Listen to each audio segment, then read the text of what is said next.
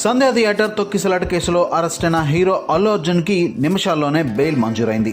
Nampally court 14 రోజుల remand విధించడంతో Chanchalguda జైలుకు తీసుకెళ్లిన అరగంటలోనే అల్లు అర్జున్కి బెయిల్ మంజూరైంది. ఈ కేసులో అల్లు అర్జున్ తరపున వాదించిన న్యాయవాది నిరంజన్ రెడ్డి ఇంటర్నల్ బెయిల్ ద్వారా బన్నీని బయటకు తీసుకురాగలిగారు. ఇంతకీ ఎవరి నిరంజన్ రెడ్డి? నిరంజన్ రెడ్డి పూర్తి పేరు సిర్గపూర్ నిరంజన్ రెడ్డి.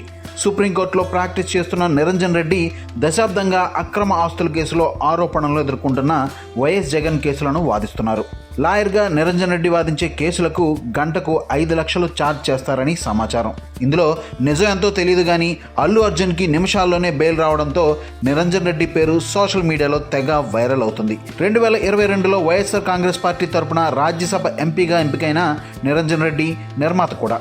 దర్శకుడు రామ్ గోపాల్ వర్మ దగ్గర అసిస్టెంట్ డైరెక్టర్గా పనిచేసిన నిరంజన్ రెడ్డి సంకల్ప్ రెడ్డి దర్శకత్వంలో రాణా దగ్గుబాటి హీరోగా వచ్చిన గాజీ సినిమాకు స్క్రీన్ ప్లే రైటర్గా కూడా వ్యవహరించారు.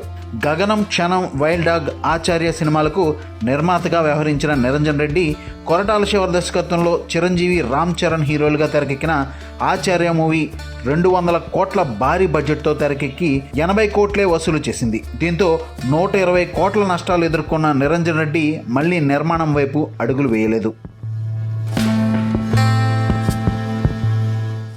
మా వీడియో మీకు నచ్చినట్లయితే please like, share and subscribe.